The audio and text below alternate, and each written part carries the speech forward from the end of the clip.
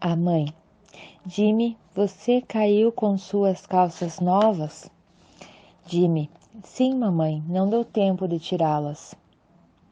A professora do primário estava falando à classe sobre a natureza, que ela chamou de O Mundo à Sua Volta. Ela perguntou para a pequena Ellen, que estava na primeira fila: Agora, Ellen, diga para todos da classe se você é vegetal, animal ou mineral. Eu não sou nada disso, ela respondeu prontamente. Eu sou uma garota realmente viva.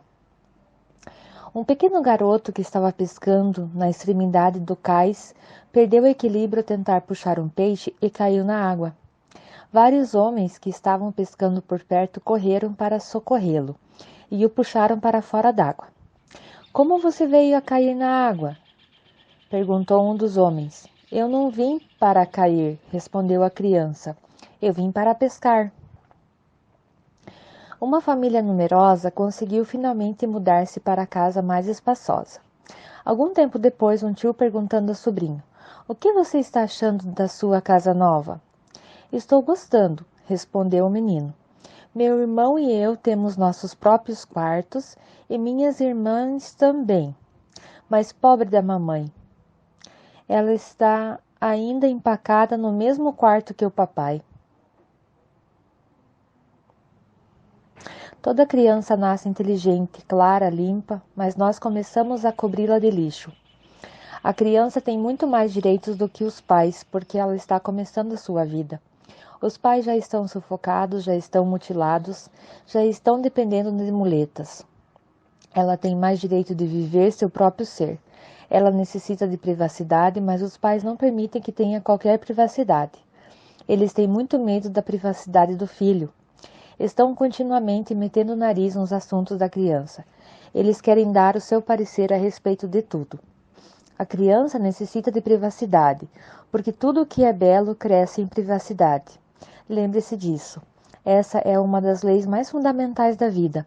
As raízes crescem no subsolo. Se você as tira da terra, começam a morrer. Elas necessitam de privacidade, absoluta privacidade. A criança cresce no útero da mãe, na escuridão, em privacidade. Se você trouxe a criança para a luz em meio ao público, ela morrerá. Ela necessita 9 meses de absoluta privacidade. Tudo que necessita de crescimento necessita de privacidade. Um adulto não necessita tanta privacidade, porque já é crescido. Mas uma criança necessita muito mais privacidade. Mas ela jamais é deixada sozinha. Os pais ficam muito preocupados sempre que percebem que a criança não está presente ou está sozinha. Eles imediatamente ficam ansiosos. Eles têm medo, porque se a criança está sozinha, começa a desenvolver a própria individualidade. Ela deve ser mantida sempre dentro dos limites, para que os pais possam observá-la continuamente, porque o próprio observar deles não permite que a individualidade dela cresça. Se eu observar a encobre, a envolve como uma personalidade. A personalidade não é mais nada do que um invólucro. Origina-se de uma linda palavra persona. Persona significa uma máscara. Nas tragédias gregas, os autores usam máscaras. Sona significa som, per significa através. Eles costumavam falar através de máscara. Você não podia ver seus rostos verdadeiros, podia somente ouvir suas vozes. Portanto, a máscara era chamada de persona, porque o som era ouvido através dela, e a palavra personalidade vem de persona. A criança tem que estar continuamente em guarda, porque está sendo observada. Você pode perceber isso por si mesmo. Se você estiver tomando banho, você é uma pessoa totalmente diferente. No seu banheiro, você pode pôr sua máscara de lado. Até mesmo pessoas adultas que são tão sérias começam a cantarolar. Até mesmo pessoas adultas começam a fazer caretas no espelho. Você está na sua privacidade, você sabe muito bem que trancou a porta, mas se de repente perceber que alguém está olhando pelo buraco da fechadura, você muda imediatamente. Você ficará sério novamente, a canção desaparecerá, você não fará mais caretas no espelho, você passará a se comportar da maneira que se espera que você se comporte. Essa é a personalidade. Você voltou ao invólucro. Uma criança precisa de imensa privacidade, a maior possível, o máximo de privacidade, de tal forma que possa desenvolver a própria individualidade sem interferências. Mas estamos invadindo a criança, invadindo continuamente. Os pais estão continuamente perguntando: o que você está fazendo? O que você está pensando? Até mesmo pensando. Eles têm que olhar até mesmo dentro de sua mente. Existem algumas tribos do Extremo Oriente onde cada criança tem que contar seus sonhos para os pais todas as manhãs, porque nem mesmo os sonhos elas podem ser deixadas em paz. Ela pode estar tendo sonhos errados, pode estar pensando as coisas que não deveria pensar. Os pais devem ser informados. O ritual matinal é que antes do café da manhã, a criança tem que relatar seus sonhos, o que ela viu durante a noite. A psicanálise é uma evolução muito recente no Ocidente, mas no Oriente, essas tribos do Extremo Oriente, a psicanálise tem sido praticada pelos pais durante milhares de anos. E é claro, a pobre criança não conhece a simbologia. Assim, ela simplesmente relata o sonho tal como foi. Ela não sabe o que o sonho significa, somente os pais sabem. Mas isso é ir longe demais, isso é abusar dela, isso é desumano, isso é transgredir o espaço de outra pessoa. Apenas porque a criança depende de você para alimentar-se, para vestir-se, para abrigar-se, você pensa que tem o direito de fazer isso?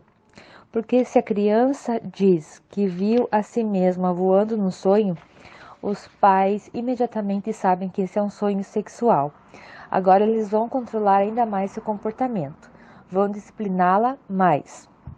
Eles lhe darão um banho gelado de manhã cedo. Eles lhe ensinarão mais sobre celibato e lhes ensinarão que, se você não for celibatário, as coisas irão mal. Se pensar em sexo, perderá toda a inteligência, ficará cego e todo o tipo de tolice.